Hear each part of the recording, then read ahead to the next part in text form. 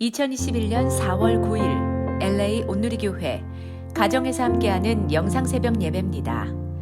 오늘 말씀은 출애굽기 3장 1절에서 12절 한 사람을 쓰시기 위한 하나님의 준비와 부르심입니다. 모세가 자기의 장인어른인 미디안 제사장 이드로의 양떼를 치고 있을 때였습니다. 모세가 양떼를 몰고 광야 서쪽으로 가다가 하나님의 산 호렙에 이르게 됐습니다. 그곳에서 여호와의 천사가 떨기나무 가운데 타는 불꽃 속에서 모세에게 나타났습니다.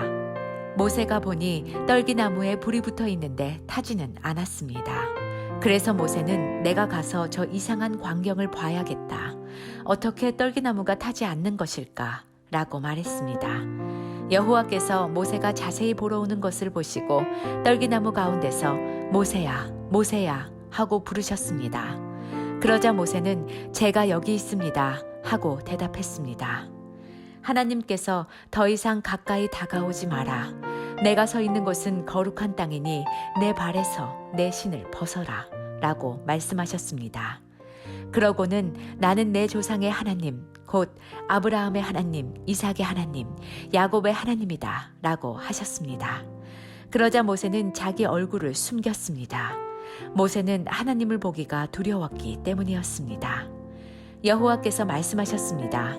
내가 진실로 이집트에 있는 내 백성들의 고통을 보았으며 그들이 감독관들 때문에 울부짖는 소리도 들었다. 나는 그들의 고통을 잘 알고 있다. 그래서 내가 내려온 것이다.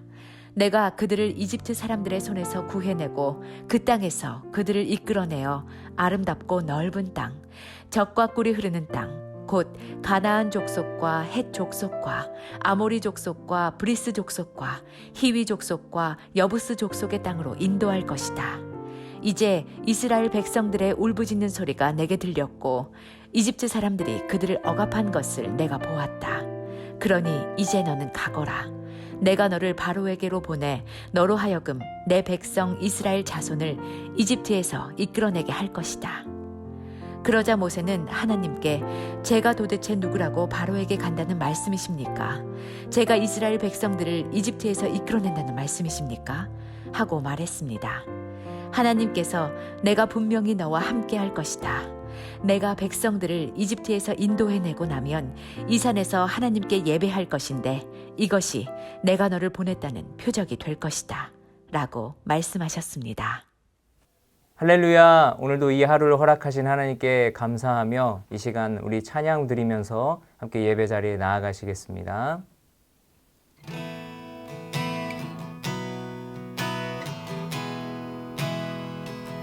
주의 음성을 내가 들으니 사랑한단 말이세. 믿는 마음으로 주께 가오니 나를 영접하소서.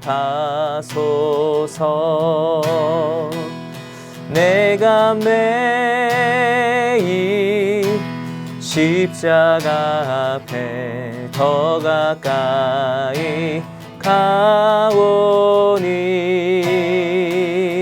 구세주의 흘린 보배 피로써 나를 정케 하소서. 주여 넓으신 은혜 베푸사 나를 받아 주시고 나의 품은 뜻 주의 뜻같이 되게 하여 주소서. 내가 매일 십자가 앞에 더 가까이 가오니 구세주의 흘린 보배 피로써 나를 정케 하소서. 구세주의 흘린 구세주의 흘린 보배 피로써 나를 정케 하소서.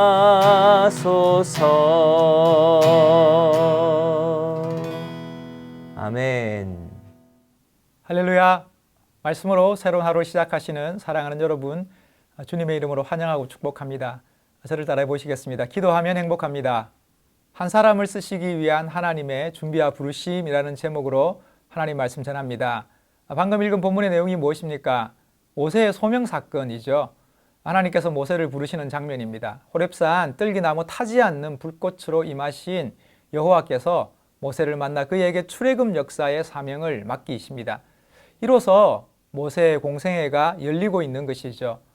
성경은 오랜 세월이 흘러 그 이집트의 왕이 죽었다 언급하며 이스라엘 백성들은 고역 가운데 그들의 울부짖음이 하나님께 들렸다 설명합니다.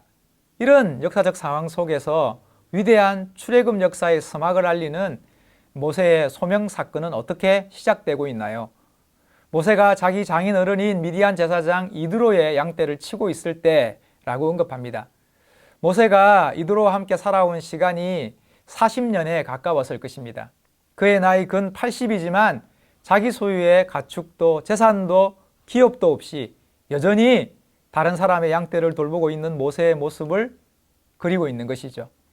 장인의 양떼를 치기 위해 온 광야를 헤매는 모세를 한번 그려보시죠. 모세가 자기의 장인어른인 미디안 제사장 이드로의 양떼를 치고 있을 때였습니다. 모세가 양떼를 몰고 광야 서쪽으로 가다가 하나님의 산 호렙에 이르게 됐습니다. 그곳에서 여호와의 천사가 떨기나무 가운데 타는 불꽃 속에서 모세에게 나타났습니다. 모세가 보니 떨기나무에 불이 붙어 있는데 타지는 않았습니다. 그래서 모세는 내가 가서 저 이상한 광경을 봐야겠다. 어떻게 떨기나무가 타지 않는 것일까? 라고 말했습니다. 여호와께서 모세가 자세히 보러 오는 것을 보시고 떨기나무 가운데서 모세야, 모세야 하고 부르셨습니다. 그러자 모세는 제가 여기 있습니다 하고 대답했습니다. 하나님께서 더 이상 가까이 다가오지 마라. 내가 서 있는 곳은 거룩한 땅이니 내 발에서 내 신을 벗어라 라고 말씀하셨습니다. 그러고는 나는 내 조상의 하나님, 곧 아브라함의 하나님, 이삭의 하나님, 야곱의 하나님이다 라고 하셨습니다. 그러자 모세는 자기 얼굴을 숨겼습니다. 모세는 하나님을 보기가 두려웠기 때문이었습니다. 사랑하는 여러분, 1절에서 모세가 다른 사람의 양떼를 몰며 광야의 경계를 넘을 수 있었다는 것은 그만큼 모세가 미디안 사회에 깊이 동화되어 있었음을 짐작할 수 있습니다. 아주 평범하고 별다를 것 없는 일상이었을 것입니다. 모세는 호렙산 떨기나무 타지 않는 불꽃 속에서 하나님의 음성을 듣습니다. 모세야, 모세야. 모세는 하나님의 부르심 앞에 제가 여기 있습니다 응답합니다. 소명사건의 전형이죠. 아브라함을 부르실 때도, 야곱을 부르실 때도, 사무엘을 부르실 때도, 그리고 이사야 선지자를 부르실 때도 마찬가지입니다. 모세의 시선을 끌었던 것은 불이 붙었지만 타지 않는 떨기나무였습니다. 그래서 모세는 그 신기한 광경을 자세히 보려고 가까이 다가갑니다. 그 순간을 놓치지 않고 하나님은 모세를 부르십니다. 그 낯선 곳에서 자신의 이름이 들리는 순간 모세는 깜짝 놀랐을 것입니다. 사랑하는 여러분, 하나님은 왜 모세에게 타지 않는 불꽃으로 임하신 것일까요? 하나님께서 엘리야를 만나실 때는 어떠했나요? 크고 강한 바람 가운데도, 지진 가운데도, 또 불 가운데도 여호와께서 계시지 않았다 말씀합니다. 이 모든 일 후에 하나님께서는 세미한 소리로 엘리야에게 임하십니다. 하지만 초대교회 성령님은 급하고 강한 바람 소리와 함께 불의 혀처럼 갈라지듯 임하셨다고 설명합니다. 이처럼 하나님의 임재는 다양하며 그 자체가 하나의 메시지입니다. 그렇다면 다시 한번 질문 드립니다. 하나님은 왜 모세에게 타지 않는 불꽃으로 임하신 것일까요? 이는 어쩌면 모세의 현실과 하나님의 현존을 강력하게 대비시키기 위함인지도 모릅니다. 40년 전 모세는 동족 이스라엘을 위해서 불꽃처럼 타올랐던 인물입니다. 핍박받는 자신의 민족을 향한 불붙는 마음은 모세의 모든 것을 불살라 버렸습니다. 하지만 그 한순간의 화염이 지나간 자리, 누가 너를 우리를 다스리는 자와 재판관으로 삼았느냐? 내가 애굽 사람을 죽인 것처럼 나도 죽이려느냐는 백성들의 외침에 모세는 싸늘하게 식어버린 재가 되고 말았습니다. 그 후 그의 인생에는 회복불능이라는 딱지가 붙었던 것이죠. 이것이 바로 모세의 현주소입니다. 사랑하는 여러분, 우리는 쉬 꺼져버리고 쉬 말라버리고 쉬 바닥나버리고 맙니다. 우리의 호흡도 우리의 열심도 우리의 수고도 우리의 인내도 우리의 사랑과 결심과 다짐도 마찬가지입니다. 이것이 인생의 슬픔이고 아픔이며 목마름입니다. 우리에게는 열정을 이어가고 사랑을 지속하며 선한 것을 유지할 힘이 없습니다.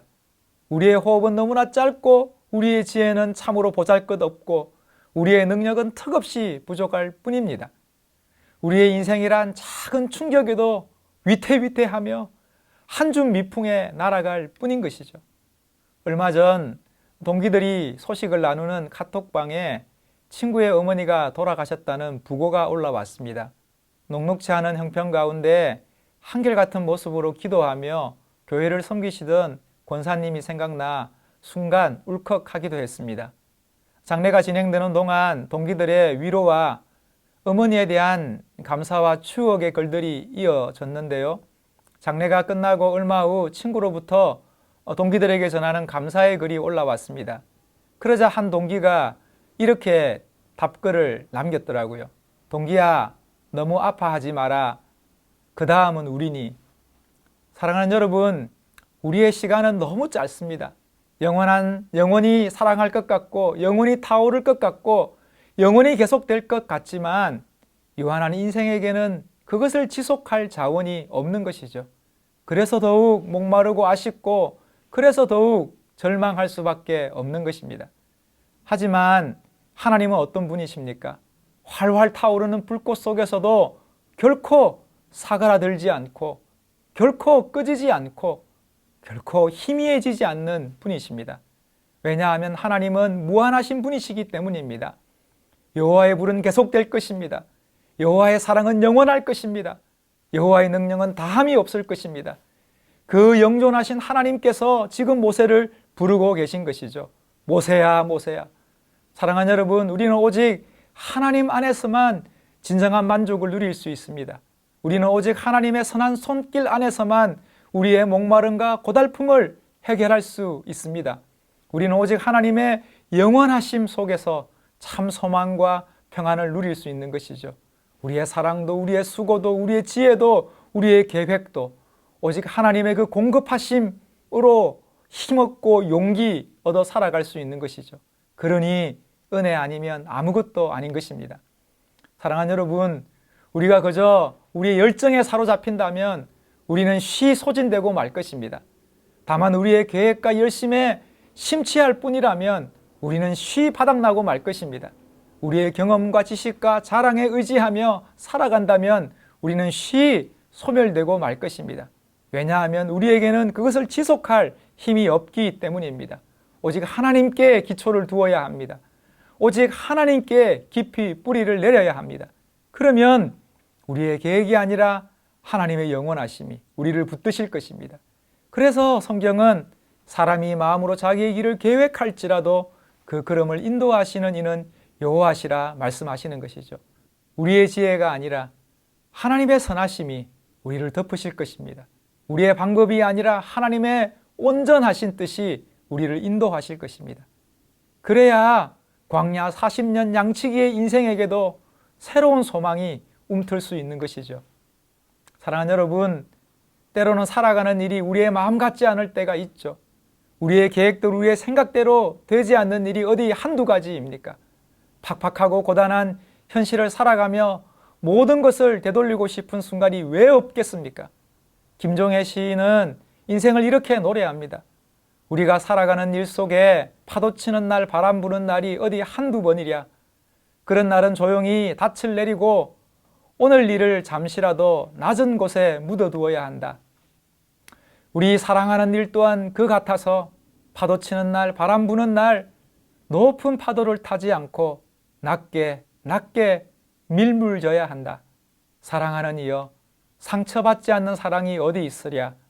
추운 겨울 다 지나고 꽃필 차례가 바로 그대 앞에 있다. 사랑하는 여러분, 추운 겨울 다 지나고 꽃필 차례가 바로 우리 앞에 있습니다. 하나님께서 꽃 피우실 것입니다. 하나님의 시간에는 너무 늦은 때란 없습니다. 하나님의 계획에는 이미 지나버려 안 된다는 후회는 없습니다. 하나님의 뜻에는 부족해서 모자라서 할 수 없는 일이란 없습니다. 왜냐하면 우리를 향한 하나님의 은혜와 사랑과 능력은 결코 소멸되지 않으며 결코 메마르거나 없어지고 부족하지 않기 때문입니다. 그래서 언제나 하나님의 은혜는 한없는 은혜이며 하나님의 사랑은 다함없는 사랑이며 하나님의 능력은 무한한 능력인 것이죠. 그러니 주님께 힘없고 주님께 도움받아 주님 의지하며 살아야죠. 그래서 시인은 주께 힘을 얻고 그 마음에 시온의 대로가 있는 자는 복이 있다 노래하는 것입니다. 이런 찬양의 가사 있지 않습니까? 나 주의 도움 받고자 주 예수님께 빕니다. 그 구원 허락하신 주 날 받으옵소서. 우리가 주님께 엎드리는 이유가 무엇입니까? 우리가 주님을 찾고 구하는 이유가 무엇입니까? 우리의 도움이, 우리의 구원이 오직 주께 있기 때문입니다. 주의 능하신 손이, 주의 그 능력의 팔이 우리를 붙드실 것입니다. 그 은혜로, 그 믿음으로 살아가시는 저와 여러분 될 수 있기를 주님의 이름으로 축복합니다. 여호와께서 말씀하셨습니다. 내가 진실로 이집트에 있는 내 백성들의 고통을 보았으며 그들이 감독관들 때문에 울부짖는 소리도 들었다. 나는 그들의 고통을 잘 알고 있다. 그래서 내가 내려온 것이다. 내가 그들을 이집트 사람들의 손에서 구해내고 그 땅에서 그들을 이끌어내어 아름답고 넓은 땅, 젖과 꿀이 흐르는 땅, 곧 가나안 족속과 헷 족속과 아모리 족속과 브리스 족속과 히위 족속과 여부스 족속의 땅으로 인도할 것이다. 이제 이스라엘 백성들의 울부짖는 소리가 내게 들렸고 이집트 사람들이 그들을 억압한 것을 내가 보았다. 그러니 이제 너는 가거라. 내가 너를 바로에게로 보내 너로 하여금 내 백성 이스라엘 자손을 이집트에서 이끌어내게 할 것이다. 그러자 모세는 하나님께 제가 도대체 누구라고 바로에게 간다는 말씀이십니까? 제가 이스라엘 백성들을 이집트에서 이끌어낸다는 말씀이십니까? 하고 말했습니다. 하나님께서 내가 분명히 너와 함께 할 것이다. 내가 백성들을 이집트에서 인도해내고 나면 이 산에서 하나님께 예배할 것인데 이것이 내가 너를 보냈다는 표적이 될 것이다. 라고 말씀하셨습니다. 모세야 모세야 부르신 하나님께서 이렇게 말씀합니다. 내가 서 있는 곳은 거룩한 땅이니 내 발에서 내 신을 벗어라. 사랑하는 여러분, 신을 벗는다는 것은 어떤 의미입니까? 먼저 신발을 벗어야 하는 이유를 성경은 이렇게 설명합니다. 내가 서 있는 곳은 거룩한 땅이기 때문이다. 여기서 거룩하다는 말은 구별되다는 뜻이며 이는 곧 하나님의 소유라는 의미입니다. 따라서 신발을 벗는다는 뜻은 우리의 전 존재가 하나님의 것임을 인정하는 고백입니다. 하나님의 그 충만한 임재 안에서 우리가 가진 계획과 생각과 방법은 참으로 미약할 뿐입니다. 그러니 전적으로 엎드리며 말씀하옵소서 주의 종이 듣겠나이다 고백할 수밖에 없는 것이죠. 이것 말고 더 무엇이 있을까요? 이처럼 하나님의 임재는 우리가 가진 모든 것을 무력화하며 우리의 실수와 부족과 실패마저도 무효화합니다. 하나님의 임재는 모든 것을 덮고 남음이 있으며 모든 것을 채우고도 흘러넘침이 있기 때문인 것이죠. 그런 하나님의 임재가 깡마르고 비틀어진 모세의 인생에 새로운 역사를 만들고 있는 것이죠. 사랑하는 여러분, 신을 벗는다는 것은 어떤 의미입니까? 우리는 흔히 어떤 공간 안으로 들어갈 때 신을 벗지 않습니까? 집 안으로 들어가려면 현관에서 신발을 벗어야 하는 것처럼 내 신을 벗어라 하는 말씀은 하나님의 초대입니다. 하나님의 임재 안으로, 하나님의 시간 속으로, 하나님의 역사의 한가운데로 모세를 초청하고 계신 것이죠. 요즘 아들에게 이런 이야기 자주 합니다.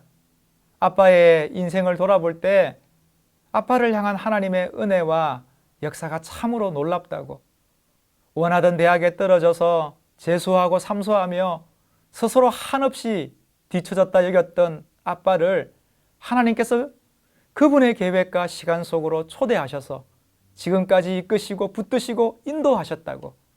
그러니 너는 아무것도 염려할 것이 없고 하나님만 바라고 의지하며 살아가면 된다고. 그러니 기도하자고. 바울은 하나님의 시간 속에서 인생을 바라볼 때 주어지는 놀라운 진리를 이렇게 선포합니다.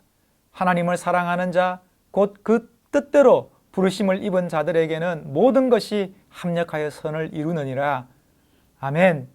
떨기나무 불꽃 가운데 임하신 여호와 하나님께서는 고통 중에 신음하는 이스라엘 백성들을 구원하라며 모세를 파송합니다. 특별히 하나님은 이스라엘 백성들의 고통을 보았고 그들의 울부짖음을 들었고 그들의 아픔을 잘 안다 말씀합니다. 이를 위해서 모세를 바로에게 보낸다 말씀하시는 것이죠.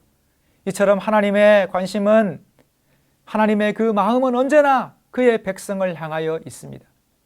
하나님의 모든 촉각이 그의 백성에게 있는 것이죠.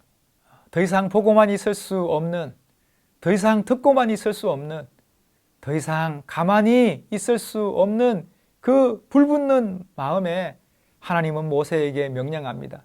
이제 너는 가거라. 내가 너를 바로에게로 보내 너로 하여금 내 백성 이스라엘 자손을 이집트에서 이끌어내게 할 것이다. 사랑하는 여러분, 연약한 인생들의 참된 소망은 우리 자신에게 있는 것이 아니라 우리를 불쌍히 여기시는 하나님의 그 마음에 있습니다. 부족한 인생들의 진정한 구원은 우리 개인에게 있는 것이 결코 아닙니다. 우리를 긍휼히 여기시는 하나님의 그 불붙는 중심에서 비롯되는 것이죠. 우리의 새로운 가능성은 우리 스스로에게서 찾을 수 있는 것이 아닙니다. 오직 우리를 품어주시는 하나님의 다함없는 사랑으로 말미암을 뿐입니다. 우리를 향한 주님의 은혜가 얼마나 큰지요. 그러니 우리는 날마다 주님께로 나아가야 하는 것입니다. 사랑하는 여러분, 오늘 하루도 우리의 작은 신음에도 응답하시는 하나님 의지하며 믿음으로 살아가시는 저와 여러분 될 수 있기를 주님의 이름으로 축복합니다. 저를 따라해 보시겠습니다. 오늘도 주님 도움으로 삽니다. 함께 기도하시겠습니다. 하나님 아버지, 날마다 살아가는 삶이 하나님의 도움임을 고백하며 오늘도 하나님의 은혜 가운데 저희들 살아갑니다. 주여, 능력의 팔로 크신 주님의 손으로 우리를 덮으시고 우리를 인도하여 주옵소서. 모든 것들 주님 앞에 올려드리며 예수님의 이름으로 기도합니다. 아멘.